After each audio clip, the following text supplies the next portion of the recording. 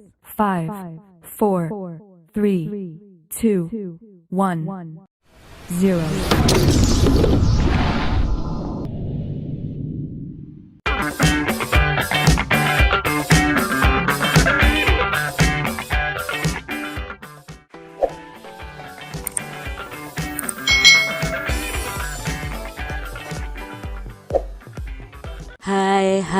Hai.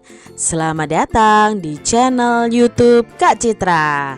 Apa kabar adik-adik semuanya? Kak Citra berharap kalian dalam keadaan yang baik, sehat, dan siap untuk belajar ya. Nah, hari ini kita akan belajar untuk mata pelajaran tematik kelas 3. Kita belajar di tema 3, benda di sekitarku, subtema 3, perubahan wujud benda, pembelajaran 1. Mari adik-adik kita belajar dengan penuh semangat. Adik-adik telah mengenal wujud benda. Ada benda padat, benda cair, dan benda gas. Adik-adik juga telah mengetahui sifat-sifatnya.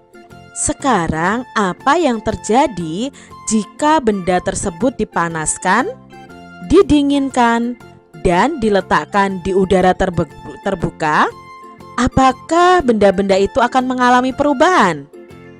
Benda dapat mengalami perubahan wujud jika benda tersebut dipanaskan atau didinginkan. Perubahan wujud apa sajakah yang akan terjadi?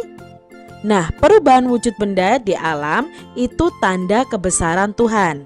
Di subtema ini kita akan belajar perubahan wujud benda di sekitar kita. Mencair. Hari ini sangat terik. Lani membeli es krim bersama teman-temannya. Beberapa saat es krim berubah menjadi cair. Mengapa hal itu terjadi? Adik-adik pasti pernah ya makan es krim. Lalu ketika kalian memegang es krim, lama-kelamaan es krimnya berubah menjadi cair. Lalu mengapa hal itu bisa terjadi? Bagaimana jika kamu meletakkan es batu di luar? Tentu saja lama-kelamaan es tersebut akan berubah menjadi air, bukan? Begitu juga ketika kamu memegang coklat. Lama-kelamaan coklat itu akan meleleh juga atau mencair adik-adik. Nah, mengapa demikian? Coklat meleleh karena terkena panas tanganmu. Perubahan wujud dari padat menjadi cair disebut mencair atau melebur atau meleleh. Jadi adik-adik, es krim tadi awalnya adalah benda padat. Lalu ketika terkena panas dia mencair ya. Maka disebut mencair atau meleleh atau melebur. Itu perubahannya. Sama dengan es batu. Es batu itu benda padat loh adik-adik. Ketika ditaruh di luar dan terkena panas, maka dia akan berubah menjadi air. Nah, prosesnya itu disebut mencair, meleleh atau melebur. Apakah yang dimaksud dengan mencair? Nah, mencair itu adalah perubahan wujud benda dari padat menjadi cair karena dipanaskan. Pernahkah adik-adik melihat proses mencair lainnya?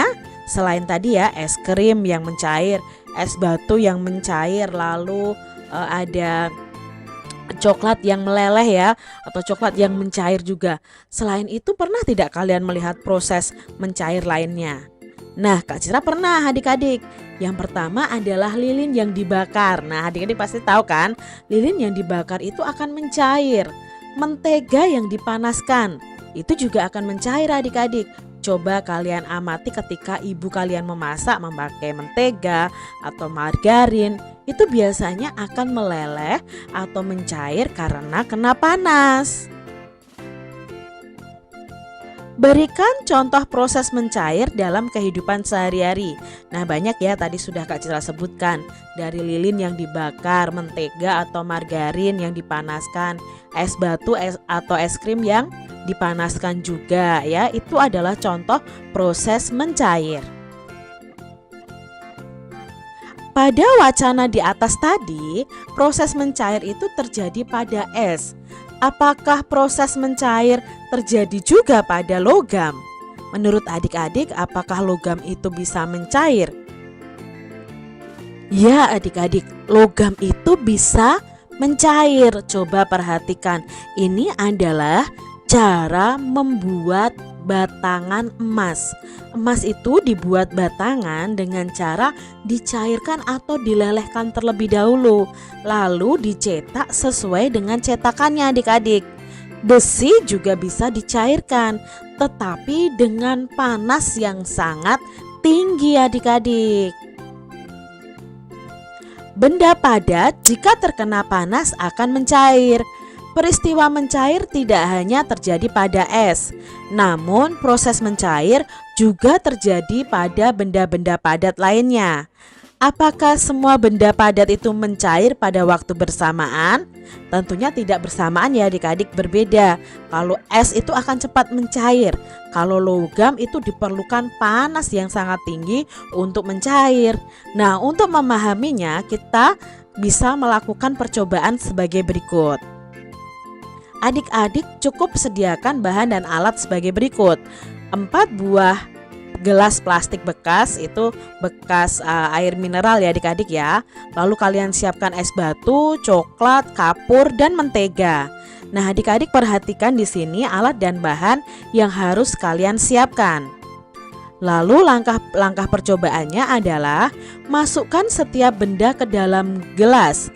Satu gelas cukup diisi dengan satu benda. Jadi gelas pertama diisi es batu, gelas kedua coklat, gelas ketiga kapur, gelas keempat mentega. Nah, letakkan gelas tersebut di ruangan terbuka, ruangan yang terkena cahaya matahari langsung. Lalu diamkan selama 15 menit. Kalian bisa amati apa yang akan terjadi. Nah, di sini pasti mencairnya tidak akan bersamaan. Mungkin yang paling awal adalah es batu adik-adik yang mencair. Baru mentega, coklat, dan kapur ini butuh waktu yang sangat lama. Nah, adik-adik di sini ditemukan bahwa titik cair masing-masing benda itu berbeda-beda.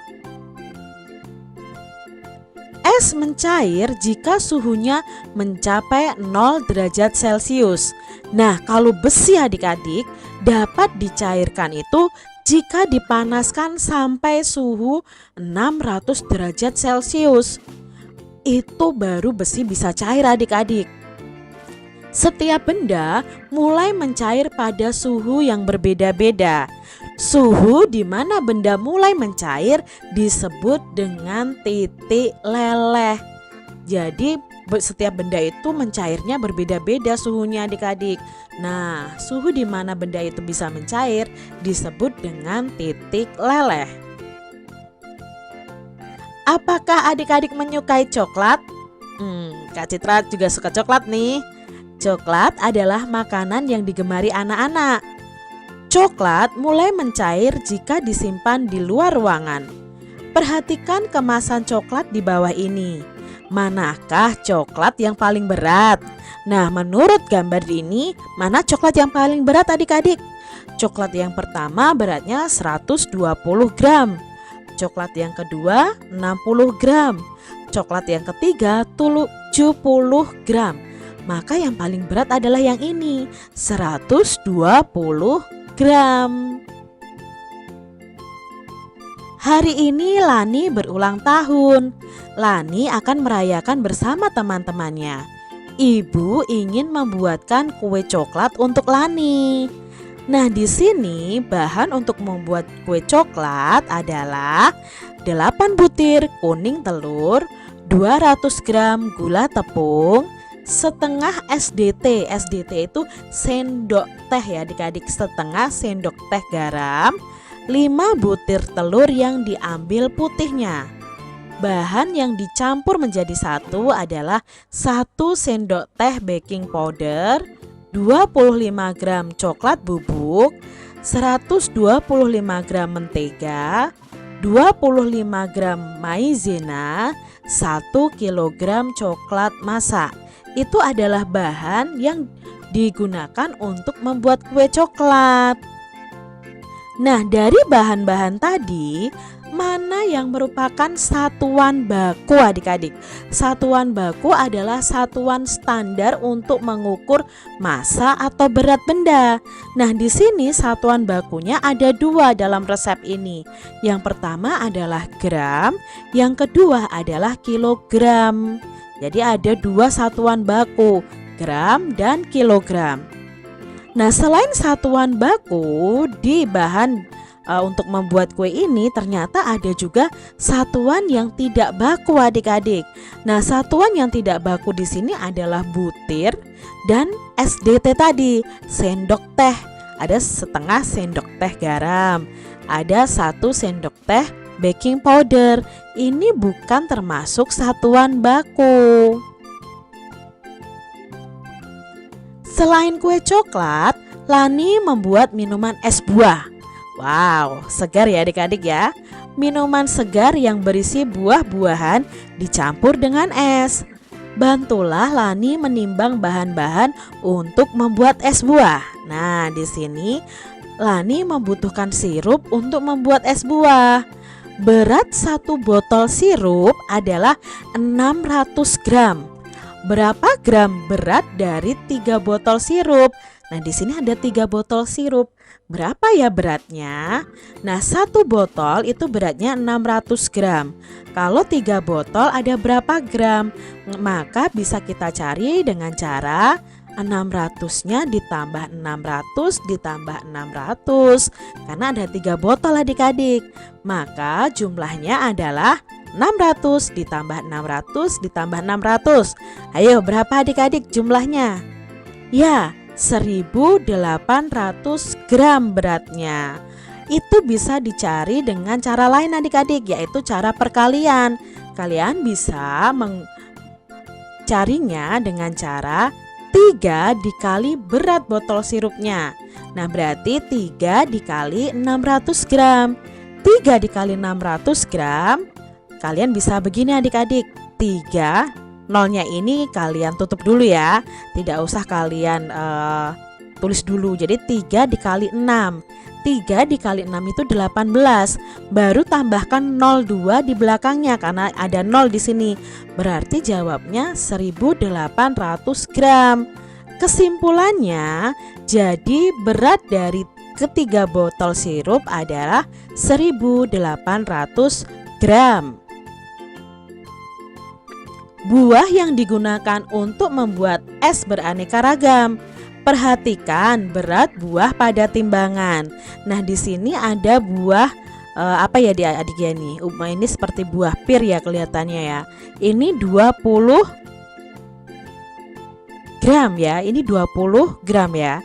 Lalu di sini ada 35 gram buah apel. Nah, kita cari tahu nih adik-adik, berapa gram berat semua buah tersebut? Nah, berarti kita tambahkan beratnya. 20 gram ditambah 35 gram. Berapa beratnya? Ya, beratnya adalah 55 gram. Lalu, buah manakah yang timbangannya paling berat? Apakah buah pir ini atau buah apel? Di sini 20 gram, di sini 35 gram. Berarti yang paling berat adalah buah apel. Ibu membeli 5 kg gula pasir. Gula pasir itu digunakan untuk memasak kue 3 kg. Kemudian gula pasir digunakan untuk membuat es buah 1 kg. Berapa kilogram sisa gula pasir ibu? Berarti awalnya 5 kg. Lalu digunakan memasak kue 3 kg. Bertambah atau berkurang adik-adik? Ya, berkurang. Lalu digunakan untuk membuat es buah lagi 1 kg. Berarti berkurang lagi. Maka bisa kita tulis kalimat matematikanya adalah 5 kg dikurangi 3 kg dikurangi 1 kg. Berapa hayo? 5 dikurangi 3. Ya, 2. 2 dikurangi 1. 1. Berarti sisanya adalah 1 kg. Jadi sisa gula pasir ibu adalah 1 kg. Lani membeli 750 gram jeruk medan. Kemudian jeruk medan dipakai untuk campuran es buah. Jeruk yang tersisa adalah 530 gram. Berapa gram jeruk medan untuk membuat es buah? Nah, untuk mencarinya kita tinggal mengurangkan 750 gram dikurangi 530 gram. Berarti itu nanti hasilnya adalah jeruk medan yang dipakai untuk membuat es buah. 750 gram dikurangi 530 gram berapa? Ayo, coba adik-adik coret-coret sekarang. 750 dikurangi 530. Berapa hasilnya? Kak Citra hitung sampai 3 ya. 1, 2, 3. Ya, hasilnya adalah 220 gram.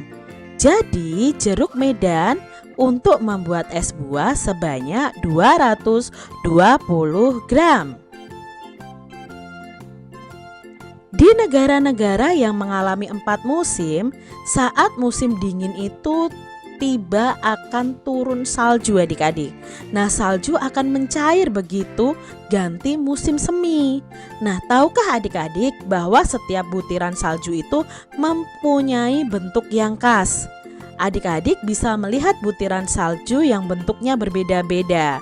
Bentuk yang berbeda jika dilihat di bawah mikroskop. Nah, ini adalah bentuk dari butiran-butiran salju adik-adik. Jadi kalian bisa melihat butiran salju itu dengan mikroskop. Sayang ya, di Indonesia musimnya hanya 2 musim ya adik-adik ya. Tidak ada musim salju. Jadi kita tidak bisa melihat butiran salju dengan mikroskop bentuknya seperti apa. Tapi dari butiran-butiran salju ini terciptalah karya seni seperti berikut adik-adik. Nah, ini terinspirasi dari butiran-butiran salju tadi. Ini adik-adik bagus ya, sangat bagus. Dari warnanya bagus, bentuknya juga bagus. Kamu dapat menghasilkan karya seni loh. Untuk itu kamu harus menggabungkan antara garis, bentuk, dan warna. Dengan demikian hasilnya menjadi harmoni yang indah. Adik-adik bisa ya menggambar seperti tadi. Nah, ini berasal dari garis berbagai macam bentuk. Ada lingkaran, ada persegi panjang. Lalu ada bermacam-macam warna. Ada warna biru, merah, ya, hijau, kuning, dan lain sebagainya. Ada beragam warna. Di antaranya warna primer. Warna primer itu warna yang utama adik-adik, yaitu merah, kuning, dan biru. Banyak warna yang diperoleh dari campuran ketiga warna primer tersebut. Mungkin adik-adik bisa menyebutkan warna lainnya. Nah, garis adalah goresan yang memanjang dan mempunyai arah tertentu. Garis dapat dibuat pendek, panjang, lurus, tipis, vertikal, horizontal, melengkung, berombak, halus, tebal, miring, patah-patah, dan masih banyak lagi sifat lainnya. Sedangkan bentuk juga dapat bermacam-macam adik-adik. Di antaranya ada bulat, persegi, tidak beraturan, dan lain sebagainya. Nah, jika warna, garis, dan bentuk itu digabungkan menjadi sebuah karya seni, akan sangat indah adik-adik. Demikian tadi adik-adik pembahasan kita di tematik kelas 3, tema 3, subtema 3, pembelajaran yang pertama. Semoga video pembelajaran ini bermanfaat ya untuk adik-adik semuanya. Dan sampai jumpa lagi di video pembelajaran Kak Citra selanjutnya. Tuhan memberkati. Jangan lupa tekan tombol subscribe, lalu tekan loncengnya, tekan juga tombol like, lalu share ke media sosial kalian. Jangan lupa untuk ikuti media sosial Kak Citra. Terima kasih.